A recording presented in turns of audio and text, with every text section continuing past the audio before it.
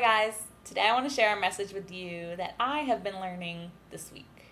And this is that when we please ourselves, we begin to please others. And something that's been coming up for me is that I've been noticing how a lot of my decisions are based on pleasing other people. And I really try to avoid conflict a lot of times. And this is coming from a really disempowered place.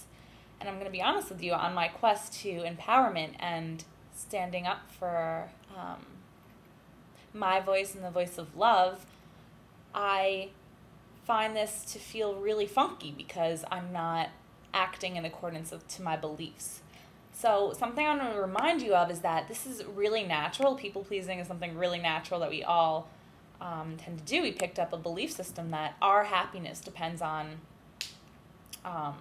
other people's happiness, and that we're responsible for other people's experiences and their happiness, when in reality we're really only responsible for our own happiness.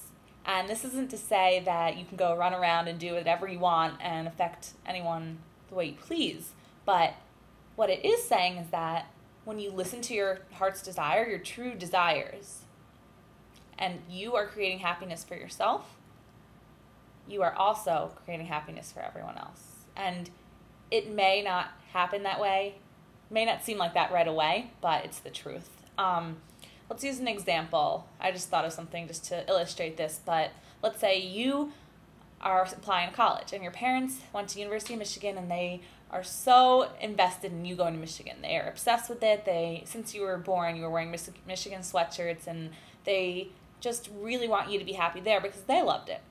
But in your heart, you really know you want to go to UPenn, and you keep hearing this voice, no, I want to go to UPenn, no, I want to go to UPenn, but you're afraid to tell your parents because you think it's going to disappoint them.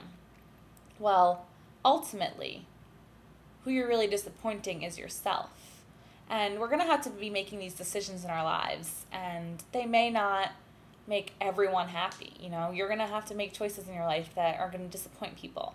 But in the end, if you know that you're following your heart's desires, it is to everyone's best interest, not only yourself, even if it takes a little bit of time for people to realize that. So ultimately, everyone wants you to be happy. So if you think about this, if you think about the people that you're trying to please, like let's say your parents, if they knew that you weren't listening to what you really wanted and how that made you feel, then I'm sure they would be really disappointed as well. They would be upset with themselves that they forced this opinion on you.